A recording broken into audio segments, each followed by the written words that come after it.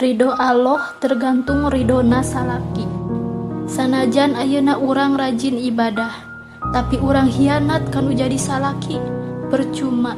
Amal urang anu sagede gunung, ibadah urang anu saluas lautan, bakal lebur eueuh nanaonan. Komo nepi ka ngabantah ka salaki mah, boro-boro ribuan atawa jutaan kali. Sakali weh ngabantah kanu jadi salaki, amal anu sakitu lobana bakal dileburkeun ku Gusti Allah. Lamun pamajikan doraka ka salaki teu ngahargaan, nepi ka hianat, di mana salaki teu mere duit, teu nganafakahan, ulah nyeri hate. Eta teh dosa urang-urang keneh. Doraka ka salaki mah boro-boro di akhirat, di dunia keneh oge tos dikontanan.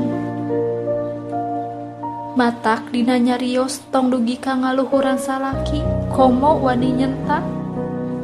Ulah nyapirakeun dugi ka ngarendahkeun kana pagawean atawa penghasilan salaki. Gede leutikna lain tolak ukur jang kahirupan mewah, lain teu hayangeun salaki teh. Da sakitu mampuhna, syukuri anu diikhtiaran ku salaki. Lain sabaraha jumlahna, tapi sakumaha barokahna nu dihasilkeun pikeun anak pamajikanana. Sanajan pagawean salaki urang teu matak beunghar, tapi Allah mah teu weleh nyukupat. Buktina, raga dibere sehat, beuteung anak pamajikan kaeusian, awakna kabajuan.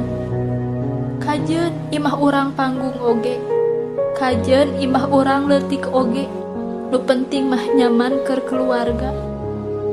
Tong nepi ka dibere duit saeutik jam medud manyun teu narima. Gede leutikna ge tarimakeun, anu diteangan lain lobana tapi barokahna.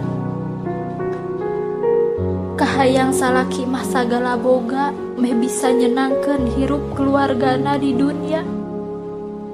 Tapi mun mikir kadinya, sigana kapusing moal aya beresna. Ningali jelema aya mah nepi ka eueuh waktu jang keluargana.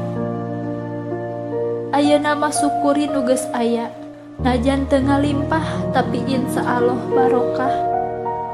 Ageng alitna penghasilan salaki, uih deui ka pribadi masing-masing, kumaha urang cara mensyukurina. Tapi sifatna jalmi mah sok aya ngeluhna. Keun teu nanaon, da rasa syukur memang teu ngajamin urang beunghar, tapi ku rasa syukur bakal ngajadikeun urang ngarasa cukup.